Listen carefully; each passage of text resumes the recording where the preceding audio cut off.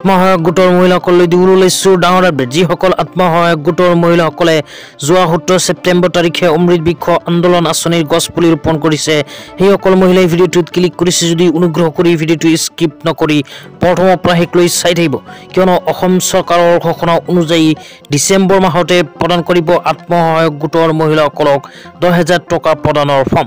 তো আপোনালোকৰ নাম যদি আত্মসহায়ক গোটৰ লগত জড়িত হৈ আছে তেন্তে গোটৰ নতুন লিষ্টত আপোনালোকৰ নাম অন্তৰ্ভুক্ত হৈছে নে নাই যদি চাব বিচাৰে তেন্তে কেনেকৈ চাব শিকিবলৈ অনুগ্ৰহ কৰি ভিডিঅ'টো স্কিপ নকৰি প্ৰথমৰ পৰা শেষলৈ চাব। আৰু মোৰ চেনেলত নতুন হ'লে প্লিজ চেনেলটো ছাবস্ক্ৰাইব কৰি মোৰ লগত থাকিব।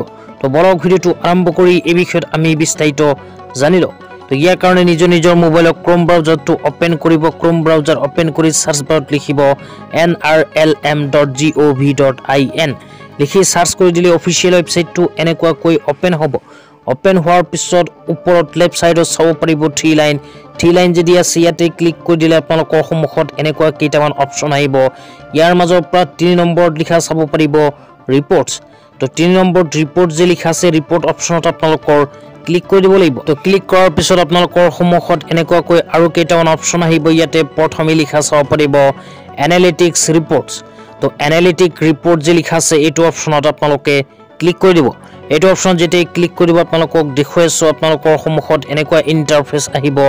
অহাৰ পিছত স্ক্ৰল ডাউন কৰি অকমান তলত আহিব। স্ক্ৰল ডাউন কৰি যেতিয়া অকমান তলত আহিব ইয়াতে আপোনালোকে বহু কেইটা অপচন চাব পাৰিব।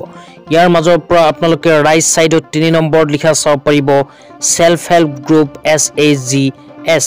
তো সেলফ হেল্প গ্ৰুপ যে লিখা আছে ইয়াতে ক্লিক কৰিব। ইয়াতে ক্লিক কৰাৰ পিছত এনেকুৱা ইন্টাৰফেস আহিব। অহাৰ পিছত তলত আপোনালোকে কেইটামান অপচন চাব পাৰিব। ইয়াৰ মাজৰ পৰা 4 নম্বৰত লিখা চাব পাৰিব G4SHGS member social category wish. তো সোশ্যাল কেটেগৰী উইচ যেটো অপচনত লিখা আছে এইটো অপচনত ক্লিক কৰি দিব। এইটো অপচন যেতিয়া ক্লিক কৰিব আপোনালোকৰ সন্মুখত এনেকুৱা ইন্টাৰফেস আহিব।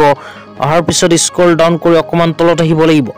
স্ক্ৰল ডাউন কৰি যেতিয়া অকমান তলত আহিব আপোনালোকক দেখুৱাই আছো ইয়াতে 2 নম্বৰত লিখা চাব পাৰিব আসাম যে লিখা আছে আসামৰ ওপৰত আপোনালোকে ক্লিক কৰি দিব। তো মই জুম কৰি আপোনালোকক দেখুৱাই আছো আসাম যে লিখা আছে 2য় নম্বৰত ইয়াতে আপোনালোকে ক্লিক কৰিব। ক্লিক কৰাৰ লগে লগে আপোনালোকে অসমৰ গোটেই কেইটা ডিস্ট্ৰিক্টৰ নাম ইয়াতে পাই যাব। ইয়াৰ মাজৰ পৰা আপোনালোকে নিজৰ ডিস্ট্ৰিক্টৰ নামৰ ওপৰত ক্লিক কৰি দিব। তো আপোনালোকে যেতিয়া নিজৰ ডিস্ট্ৰিক্টৰ নামৰ ওপৰত ক্লিক কৰিব আপোনালোকক দেখুৱাইছো আপোনালোকৰ সন্মুখত এনেকুৱাকৈ ব্লকৰ নাম আহি যাব। অহাৰ পিছত ইয়াতে আপোনালোকে নিজৰ ব্লকৰ নামটো বিচাৰি উলিয়াই নিজৰ ব্লকৰ নামৰ ওপৰত ক্লিক কৰি দিব। ক্লিক কৰাৰ পিছত এনেকুৱা ইন্টাৰফেস আহিলে স্ক্ৰল ডাউন কৰি তলত আহিলে আপোনালোকৰ ব্লকৰ আন্ডাৰ থকা গোটেই কেইখন পঞ্চায়তৰ নাম পাই যাব। তো ইয়াৰ মাজৰ পৰা আপোনালোকে নিজৰ পঞ্চায়তৰ নামৰ ওপৰত ক্লিক কৰি দিব লাগিব। তো আপোনালোকৰ পঞ্চায়তৰ নামৰ ওপৰত ক্লিক কৰাৰ পিছত এনেকুৱা ইন্টাৰফেস আহিব। অহাৰ পিছত ইয়াতে আপোনালোকে নিজৰ গাঁৱৰ নামটো বিচাৰি উলিয়াব লাগিব। তো গাঁৱৰ নামটো বিচাৰি উলিয়াই আপোনালোকে নিজৰ গাঁৱৰ নামৰ ওপৰত ক্লিক কৰি দিব। তো গাঁৱৰ নামৰ ওপৰত যেতিয়া ক্লিক কৰি আপোনালোকক দেখুৱাইছো আপোনালোকৰ সন্মুখত এনেকুৱা ইন্টাৰফেস আহিব। অহাৰ পিছত আপোনালোকৰ গাঁৱত যি কেইখন আত্মসহায়ক গোট আছে গোটেই কেইখনৰ নাম ইয়াতে আহি যাব। অহাৰ পিছত আপোনালোকে নিজৰ আত্মসহায়ক গোটৰ নামৰ ওপৰত ক্লিক কৰি দিব। তো ক্লিক কৰাৰ লগে লগে আপোনালোকৰ সন্মুখত মই দেখুৱাইছো এনেকুৱা ইন্টাৰফেস আহিব।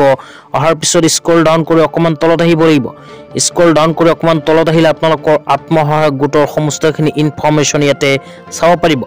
চোৱাৰ পিছত আৰু অকমান স্ক্ৰল ডাউন কৰি যেতিয়া তলত আহিব ইয়াতে আপোনালোকৰ আত্মসহায়ক গোটৰ লগত জড়িত হৈ থকা গোটেই কেইজন মহিলা সদস্যৰ নাম আহি যাব। তো ইয়াতে যদি আপোনালোকে নিজৰ নামটো বিচাৰি পায় তেন্তে আপোনালোকে অমৃত বৃক্ষ আন্দোলন আঁচনিৰ 10,000 টকা পোৱাৰ যোগ্য, কিয়নো আপোনালোকে আত্মসহায়ক গোটৰ লগত জড়িত হৈ আছে। তো আৰু যিসকল মহিলাৰ নাম ইয়াতে বিচাৰি নাপাব সেইসকল মহিলা কিন্তু আত্মসহায়ক গোটৰ লগত জড়িত নাই, গতিকে সেইসকল মহিলাই 10,000 টকা পোৱাৰ যোগ্য নহয়। তো আজি ইমানেই, ধন্যবাদ।